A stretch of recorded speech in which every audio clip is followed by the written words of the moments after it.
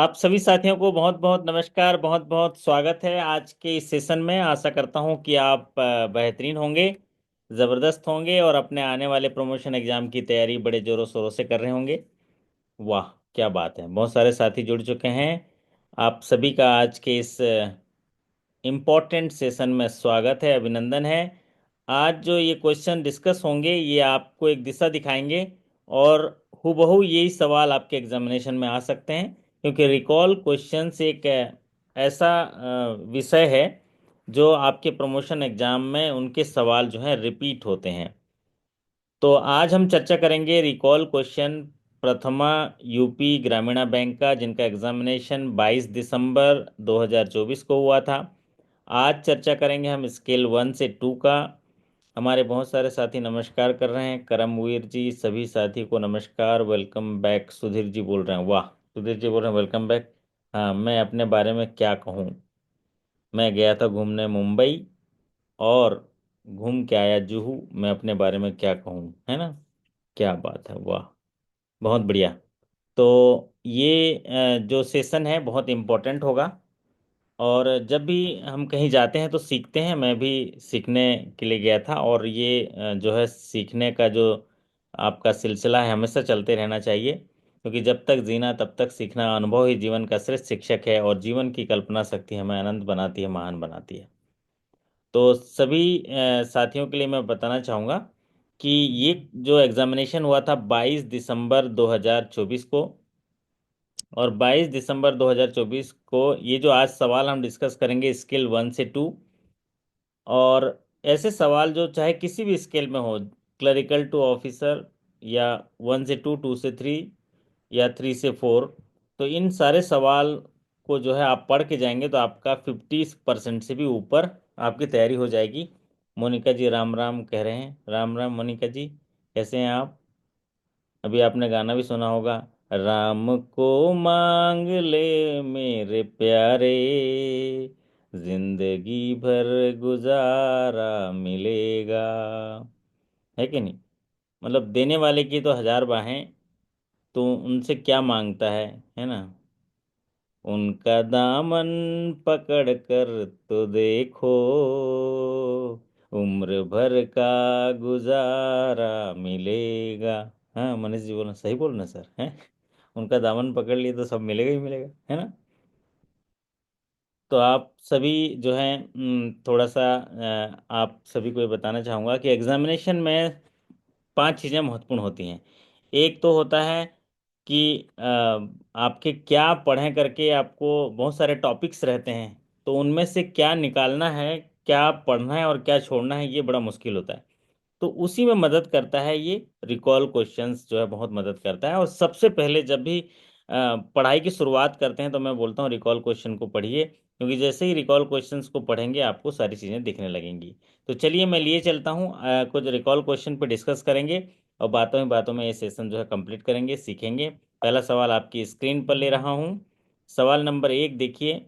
In India the depreciation rate of solar panel is how many percentage under the accelerated depreciation benefit which is outlined in section 32 of income tax act?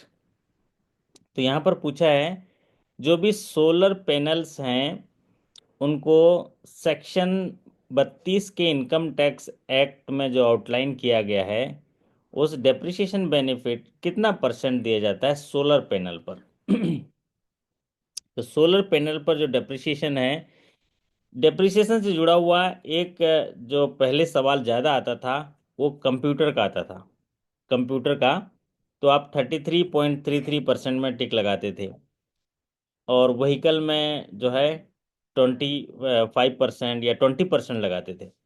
लेकिन यहाँ पर जो है पूछा गया है solar panel का। तो सोलर पैनल का जो है, कोई साथी अगर जानते होंगे तो चैट बॉक्स पे लिखिए, क्योंकि ये प्रथमा यूपी ग्रामीण बैंक में सवाल आया था। तो इनकम टैक्स बेनिफिट के तहत जो डेप्रिसिएशन है सेक्शन 32 में इसको आउटलाइन किया गया है, 40% ये सोलर पैनल के लिए डेप्रिसिएशन रेट है। तो चूंकि ये सवाल आगे है तो हमारे साथी ध्यान रखेंगे कि डेप्रिसिएशन अगर सोलर पैनल का पूछता है तो 40% को टिक कर देंगे और उनका सवाल का जो जवाब है वो सही हो जाएगा। दूसरा सवाल आपकी स्क्रीन पर देखिए, बहुत ही पॉपुलर सीरीज का सवाल है ये। पिछले 3 साल से ये सवाल पूछ रहे हैं और ये स्केल 1 से 2 में पूछा। The bear and bull words are related to which market. ऐसा बोला गया है कि जो बियर और बुल है वो कौन से मार्केट से संबंध रखता है ना। तो आप सभी बताएं। सुधीर जी, ये नाम सुना है, ये वाला क्या है? जी सर, बियर और बुल मार्केट का नाम सुना है सर। सुना है, किससे शेयर संबंध मार्केट से। है? शेयर मार्केट से। शेयर मार्केट से, है ना सुधीर जी? जी सर। तो जब तक जो हमें मतलब ये वर्ड जो है इसके बारे में जो है बहुत 2-3 साल से सवाल पूछ रहे हैं और नेशनलाइज बैंकों में भी पूछ रहा है ये। और अभी हालांकि काफ़ी दिनों के बाद ये पूछा है, पिछले साल पूछा था और अभी पूछा है। स्टॉक मार्केट में ये जो रिलेटेड है, किस इंडस्ट्री से रिलेटेड है ये पूछता है।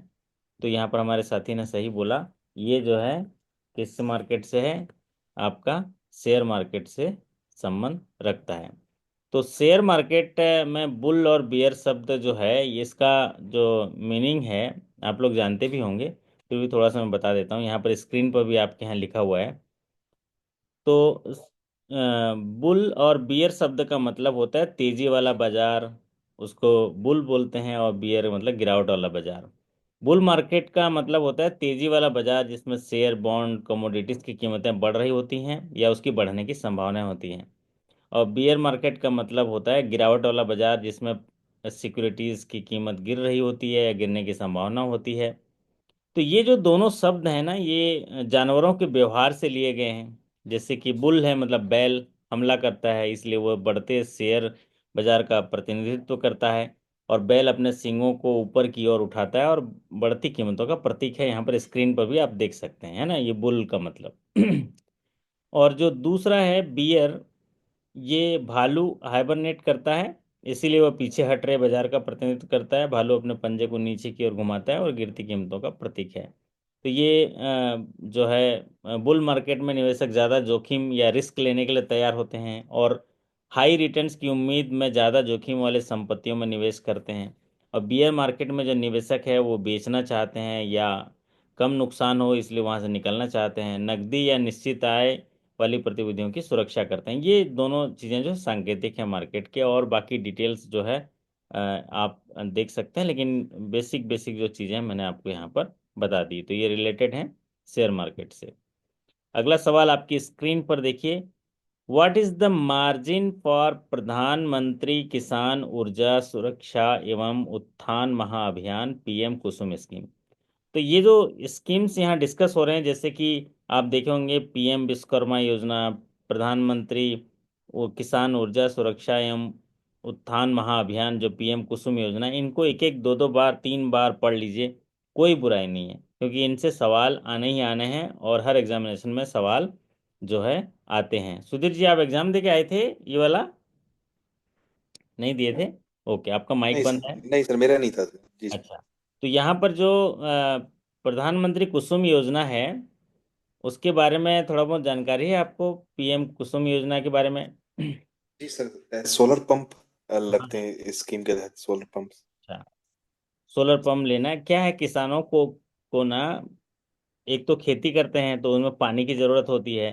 तो किसानों के पास देखो ये पड़ती जमीन होती है, ऐसी जगह जहाँ खेती नहीं करती, ये फोटो में देख रहे हैं ना सुधीर जी, जी सर। ऐसी जगह जहाँ पर वो खेती नहीं करते वहाँ पर वो सोलर पैनल लगाने के लिए ये व्यवस्था के लिए जो फाइनेंशियल असिस्टेंट है सब्सिडी वगैरह यहाँ पर देते हैं।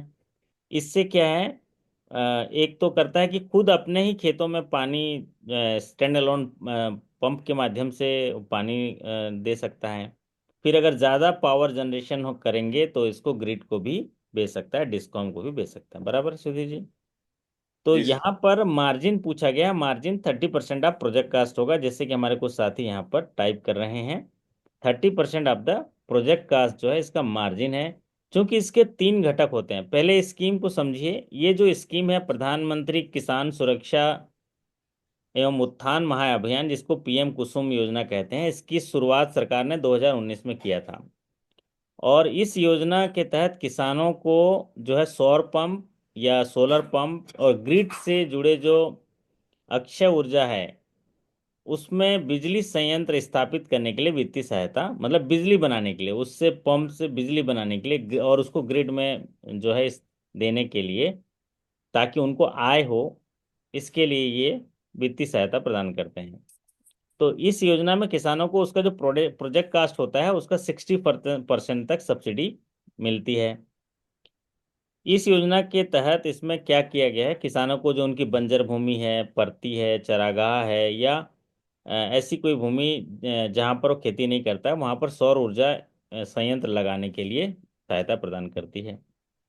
और इसके जो 3 घटक होते हैं, जिसमें घटक के आधार पर उनका जो है मार्जिन डिसाइड होता है। जैसे कि पहला जो घटक होता है उसमें 30% है, और फिर उसके बाद सेकेंड घटक में 10% है, और जो तीसरे घटक हैं उसमें भी 10% है। तो यहाँ पर जो कुसुम योजना के तहत आपको जो मार्जिन है वो 30% है, और जो दूसरे और तीसरे घटक में जो 10% है, अगर उसमें सब्सिडी के अमाउंट ज़्यादा मिलता है तो उसके आधार पर उसको कम भी किया जा सकता है। ये पॉलिसी में डिटेल वीडियो भी अवेलेबल है आपके पॉलिसी में। बट यहाँ पर जो सवाल पूछा गया था कि मार्जिन प्रोजेक्ट कास्ट कितना होगा पहले घटक में, तो वो प्रोजेक्ट कास्ट होगा 30% है।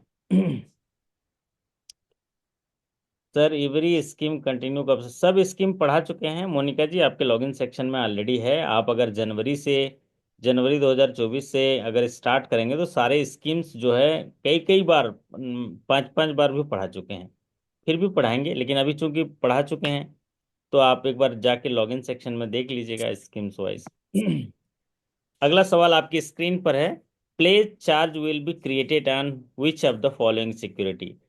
एक बहुत ही इम्पोर्टेंट जो टॉपिक होता है वो चार्ज क्रिएशन ऑन सिक्योरिटी हर एग्जामिनेशन में आते हैं। और ये तो ऐसा टॉपिक है जहाँ पर जो है एक से अधिक सवाल आते हैं। जैसे कि मॉर्गेज वाला सवाल आ जाएगा, हाइपोथिकेशन का सवाल आ जाएगा। अभी यहाँ पर स्क्रीन पर प्लेज का सवाल है, तो हमारे साथी जो हैं प्लेज का मतलब जानते हैं कि प्लेज एक ऐसा चार्ज है सिक्योरिटी पर जिसमें कि जो बोरोवर है अपने गुड्स का बेलमेंट कर देता है ना सुधीर जी? क्या करता है सुधीर जी जी? सर। वो गिरवी रख देता है गिरवी रखता बेलर अपने बेली। अपने गुड्स और सिक्योरिटी को लाके बैंक, मतलब अभी सुधीर जी के पास ला देगा कि सर मेरा लोन मुझे दे दीजिए और ये सिक्योरिटी अपने पास रख लीजिए, जब तक कि मैं लोन न चुका दूं तब तक अपने पास रख लीजिए। इसको बोलते हैं प्लेज। प्लेज और हाइपोथिकेशन में क्या अंतर होता है सुधीर जी? सर हाइपोथिकेशन में जो सिक्योरिटी होती है वो कस्टमर के पास ही रहती है, बैंक के पास नहीं होती है। अच्छा। बैंक का चार्ज क्रिएट होता है। जैसे व्हीकल लोन में हम उसके ऊपर आरसी के ऊपर हाइपोथिकेशन कर देते हैं, ठीक है लेकिन इसको, व्हीकल कस्टमर के पास होता है। हाँ इसको ना मतलब प्रोफेशनल लैंग्वेज में बताना, ये तो अच्छा अच्छा समझा है। उसको बोलना कि अगर गुड्स और सिक्योरिटी का पोजेशन भी बारोवर के पास हो, ओनर भी बारोवर के पास हो, तो उसको हाइपोथिकेशन कहते हैं। अगर गुड्स और सिक्योरिटी का पोजीशन बैंक के पास हो और ओनरशिप जो है बरोर के पास हो तो उसको प्लेज कहते हैं, है ना? या बेलमेंट्स ऑफ गुड्स एंड सिक्योरिटी को प्लेज कहते हैं, जो जमानत के तौर पर रख देते हैं, है ना? तो इसको प्लेज जी कहते हैं। यहाँ पर गोल्ड एंड ऑर्नामेंट है, चूंकि एग्जामिनेशन में आया था तो यहाँ 4 5 ऑप्शन और होंगे, और उसमें प्लेज का पूछा होगा तो आप इसको गोल्ड एंड ऑर्नामेंट में सूट किया होगा, क्योंकि हाउस प्रॉपर्टी दे दिया होगा, कुछ और दे दिया होगा, है ना? अगला सवाल आपकी स्क्रीन पर देखिए। Who is the nominee director from R NABARD of for Prathama UP Gramin bank? ये तो बढ़िया पढ़ाया था सुधीर, है ना? जी सर, पढ़ाया था सर। तो अभी भूल गए होंगे आप तो वैसे, क्योंकि पहला सेशन शायद इसी बिजनेस फिगर में मैंने बताया था। जैसे नीरज जी को याद है, देखिए टाइप करके लिख दिए, डॉक्टर नंदिनी घोष, है ना? हाँ ये sir, doctor Nandini Ghosh, right right. DGM है नाबार्ड के, और लखनऊ से हैं, है ना? तो जी डॉक्टर नंदिनी घोष, डीजीएम नाबार्ड। तो मैंने बताया था, क्या बताया था सुधीर जी, आपको याद होगा, 2 डायरेक्टर को याद रखना है। जी जी। कौन कौन सा? एक तो आरबीआई से सर, और एक है नाबार्ड के। हाँ, नाबार्ड से। Nominee director from RBI, nominee director from NABARD, ये दोनों को याद नाबार्ड। रखना है क्योंकि ये रेगुलेटर हैं, है ना? जी सर। तो ये जो है आप इनको जो याद कर लीजिएगा अपने अपने बैंक का। तो यहाँ पर पूछा गया नाबार्ड का नॉमिनी डायरेक्टर, तो हमारे साथियों ने इसको लिख दिया है। ओके, और देखिए हमारे नीरज जी लिख दिया आरबीआई के भी, भुवनेश कुमार आरबीआई के हैं, डीजीएम हैं। और नंदिनी, डॉक्टर नंदिनी घोष जो है डीजीएम है नाबार्ड। अगला सवाल आपकी स्क्रीन पर देखिए, ये थोड़ा बैलेंस शीट का सवाल पूछ लिया, न्यूमेरिकल सा सवाल है। If current liability of A firm is ₹48 lakhs and the net working capital is ₹12 lakhs, then please calculate the current ratio. Please नहीं करेगा क्वेश्चन में, क्वेश्चन में प्लीज नहीं बोलता है, कैलकुलेट द करंट रेशियो। तो यहाँ पर सवाल ये पूछा है कि करंट रेशियो क्या होगा। तो करंट रेशियो का फॉर्मूला क्या होता है? करंट रेशियो का जो फॉर्मूला होता है, current asset divided by current liability. तो ये करंट रेशियो दरअसल आपकी जो लाइबिलिटी है, करंट लाइबिलिटी को चुकाने की दक्षता को दिखाता है। उसका मतलब जो अ, उसका सॉल्वेंसी कितना है, उस वो कितना एक साल के अंदर जो उसकी देयताएं हैं उसको कितना चुका पाने की क्षमता रखता है, ये उसको दिखाता है करंट रेशियो में। तो यहाँ पर क्या है कि करंट लायबिलिटी दिया है 48 lakhs और नेट वर्किंग कैपिटल दिया है 12 lakhs, करंट रेशियो जानना है। तो नेट वर्किंग कैपिटल का जो फॉर्मूला है वो होता है current asset minus current liability. अब देखिए इसमें क्या क्या दिया है, नेट वर्किंग कैपिटल 12 दिया है, करंट लायबिलिटी 48 दिया है, इसको 48 लिखें, 28 लिखा गया है। तो करंट एसेट हो जाएगा 60 lakhs, करंट लाइबिलिटी है 48 lakhs, और करंट रेशियो का जो फॉर्मूला है current asset divided by current liability. तो यहाँ पर करंट रेशियो कितना हो जाएगा? 1.25 हो जाएगा, 25%। है ना। तो ये जो हालांकि जब वहाँ पर आता है तो हड़बड़ी में गलत भी हो सकता है, लेकिन आप लोग जो है सही कर लेंगे, ये फॉर्मूला याद रख लेंगे तो आप उसको सही कर लेंगे। तो करंट रेशियो क्या है? एक लिक्विडिटी रेशियो है जो किसी फर्म की या कंपनी की अल्प अवधि की जो उनकी लायबिलिटी होती है, जो एक साल के भीतर जो बकाया है या लायबिलिटी है उसको उसको भुगतान करने की कितनी क्षमता रखता है, उसको नापने का एक रेशियो है। और ये जो रेशियो है जिसे कार्यशील पूंजी या वर्किंग कैपिटल रेशियो भी बोलते हैं, करंट रेशियो को, और एक वर्ष के भीतर जो उसकी लाइबिलिटी है वो चुकाने की कितनी क्षमता रखता है। तो एक से ऊपर है तो अच्छा माना जाता है ना। तो यहाँ पर जो है इसकी, इसीलिए फॉर्मूला याद रख लीजिए और आप इसको बना लेंगे। तो ये जहाँ 28 लिखा है ये गलती से टाइप हो गया है, इसको 48 मानेंगे। तो आपका ये फॉर्मूला है, फॉर्मूला के आधार पर बना लेंगे। चलिए अगले सवाल पर देखते हैं। सवाल जो है यहाँ पर, what is the penalty percentage for concurrent auditors if reports submitted to the management delayed by more than 15 days। अगर कोई कॉन्करेंट ऑडिटर रिपोर्ट डिले करता है 15 दिन से भी ज़्यादा, तो उसको कितनी पेनल्टी दी जाएगी फीस का? कुछ आइडिया है सुधीर जी? तो नहीं सर, आइडिया नहीं है, देखना तो जब पड़ेगा सर। ऑडिट पॉलिसी पढ़ते हैं ना, अभी ये इस साल एक नया चीज़ देखने मिल रहा है कि जो भी आउटसोर्सिंग एजेंसी से हम लोग एंगेजमेंट लेते हैं, फीस पे करते हैं, उनको अच्छे से देखने की ज़रूरत है। जैसे कि कॉन्करेंट ऑडिटर को जो फीस देते हैं या उसकी एलिजिबिलिटी है, ठीक वैल्यूअर जो हम लोग चुनते हैं उनकी एलिजिबिलिटी क्या है, आउटसोर्सिंग एजेंसी जैसे इन्फोर्समेंट एजेंसी है उनको भी पढ़ने की ज़रूरत है। इस साल ये क्वेश्चंस ऐड हो रहे हैं और उनको अच्छे से एक बार पढ़ना है। आपके पास अगर सर्कुलर होगा तो नहीं तो हमें दे दीजिएगा, तो हम लोग डिस्कस कर लेंगे, और नहीं तो खुद भी पढ़ सकते हैं। तो यहाँ पर अगर कॉन्करेंट ऑडिटर रिपोर्ट देने में डिले करते हैं 15 दिन से ज़्यादा, तो उनमें जो पेनल्टी है वो 10% ऑफ द फीस पेनल्टी है, उनको पेनल्टी दी जाएगी। ये पॉलिसी इंटरनल पॉलिसी का ही सवाल है। तो कितने पॉलिसी पढ़ना है? कॉन्करेंट ऑडिट पॉलिसी पढ़ना है, risk based internal audit policy पढ़ना है, वेलवर का, और फिर उसके बाद जो आउटसोर्सिंग एजेंसीज होते हैं, इन्फोर्समेंट एजेंसी, उनका भी पढ़ना है, रिकवरी एजेंट हैं, बीसीबीएफ हैं, इनको भी पढ़ना है। अगला सवाल आपकी स्क्रीन पर देखिए, what is the maximum loan and minimum period of satisfactory dealing with the bank for कृषक उन्नति योजना। ये सुना है कभी कृषक उन्नति योजना, सुधीर जी? जी सर, कृषक उन्नति योजना अभी निकाला है सर, सर्कुलर अभी लेटेस्ट ही आया था। लेटेस्ट आया है।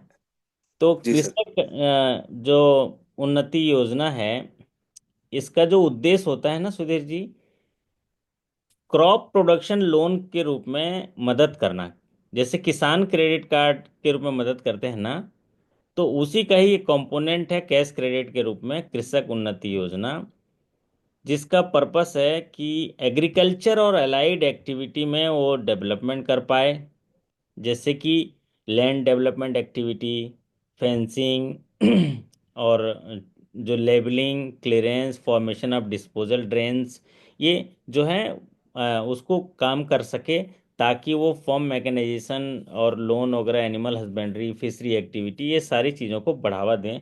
इसके लिए कृषक उन्नति कंपोनेंट, नाम से ऐसा लग रहा है ना सुधीर, कृषक उन्नति योजना, है ना? जी सर। कृषक का मतलब ऑलरेडी किसान है, खेती कर रहा है सिर्फ, है ना? बराबर है, उसको कृषक कृषक बोलेंगे ना सुधीर, है ना? जी सर। तो वो खेती कर रहा है, तो उसको हम किसान बोल रहे हैं।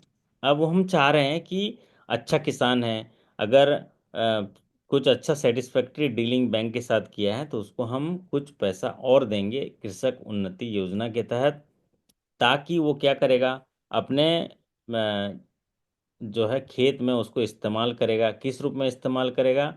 वो करेगा कि लेबलिंग करेगा, फेंसिंग करेगा, और एलाइड एक्टिविटी लगाएगा, कुछ फॉर्म मैकेनिज्म खरीदेगा, जैसे ट्रैक्टर, पावर टिलर वगैरह, डिस्पोजल ड्रेन्स लेगा, ये सारी सी एक्टिविटीज़ के लिए लैंड लेवलिंग करेगा, तो कृषक उन्नति योजना देंगे। तो इसके लिए जो एलिजिबिलिटी है वो इम्पोर्टेंट है, जो यहाँ पर पूछा है। ऐसे बोरोवर जो सेटिस्फैक्ट्री डीलिंग, जो बैंक के साथ जो सेटिस्फैक्ट्री डीलिंग कम से कम 2 साल का हो, तो उसे ही कंसीडर किया जाएगा एलिजिबिलिटी में।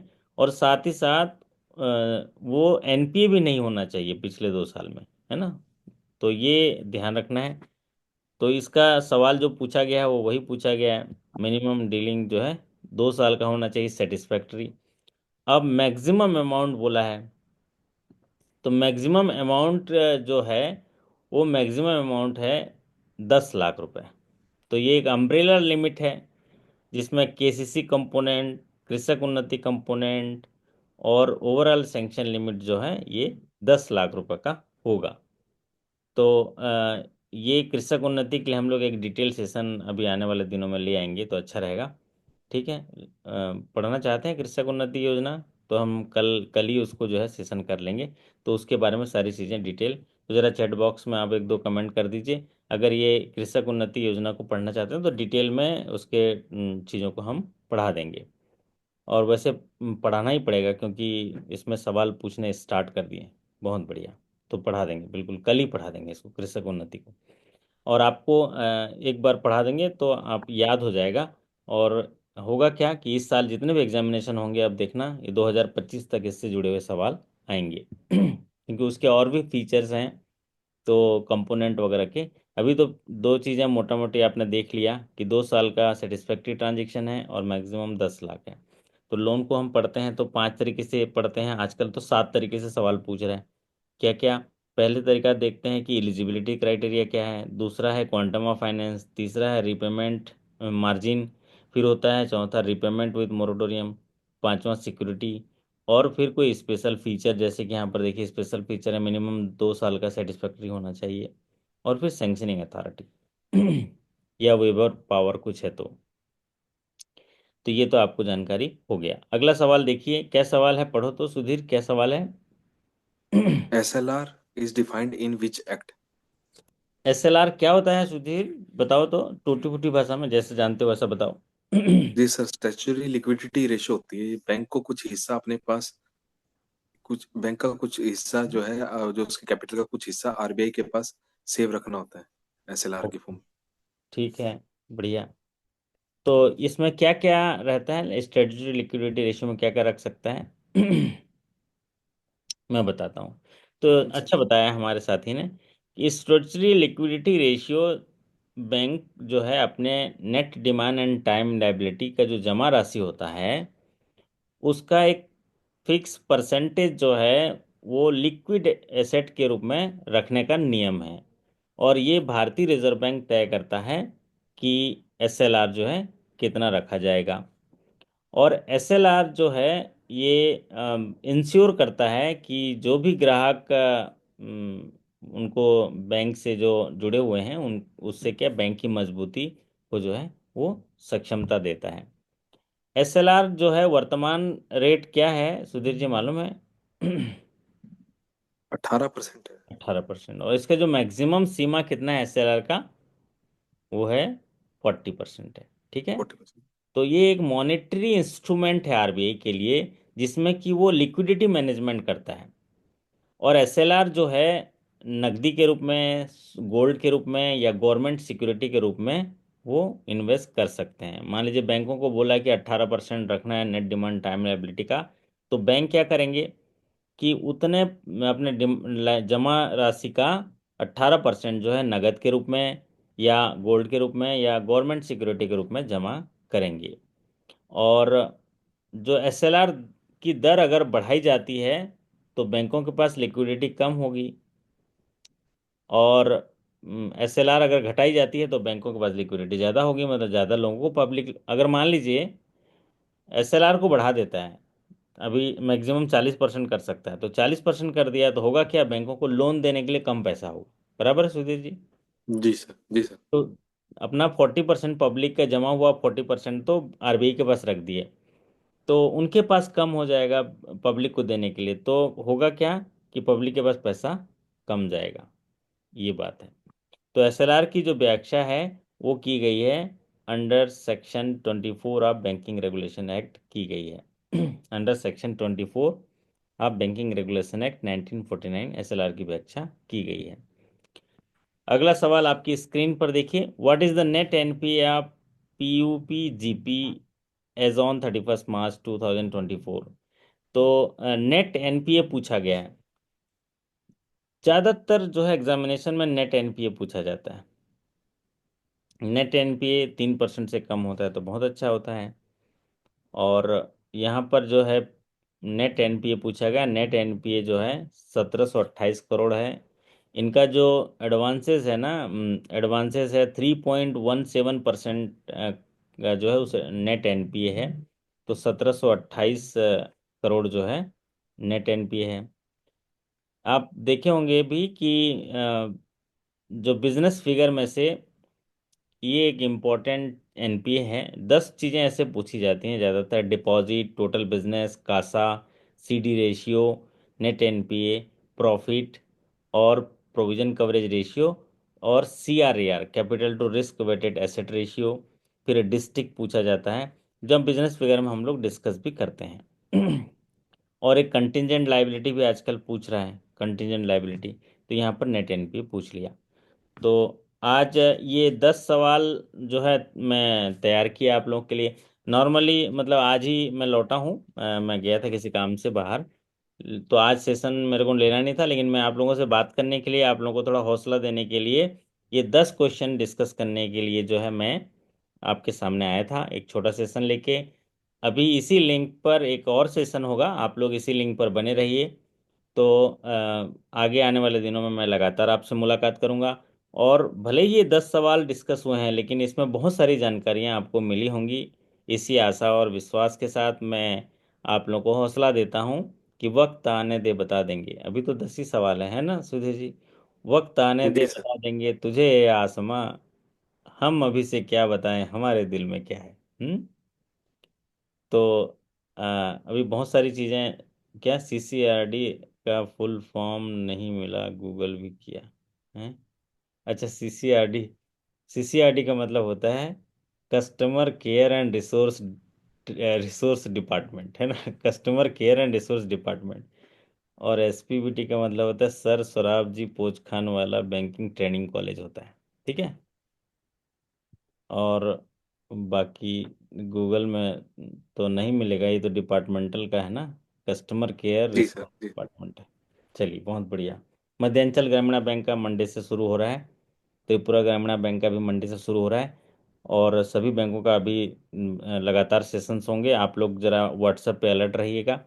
और फिर अभी आपको रियल टाइम मतलब आज जितने सारे सेशंस हुए हैं मान लीजिए पिछले हफ्ते तक, वो कल आपको जो है अपडेट हो जाएंगे। यूबीजीबी का भी डेली सेशन चलेगा। एसएचजीबी का थोड़ा सा इंतज़ार करना पड़ेगा। डीबीजीबी का भी थोड़ा सा इंतज़ार करना पड़ेगा। और जो है 3 बैंकों का भी रेगुलर चलेगा। त्रिपुरा ग्रामीण बैंक, मध्यांचल ग्रामीण बैंक और उत्तर बिहार ग्रामीण बैंक। ठीक है, और एक जनरल बैंकिंग का सेशन भी चलता रहेगा। तो इसी के साथ मैं आप लोगों को हौसला देते हुए विदा लेता हूँ। अभी बैक टू बैक इसी में इसी लिंक पर बने रहिए।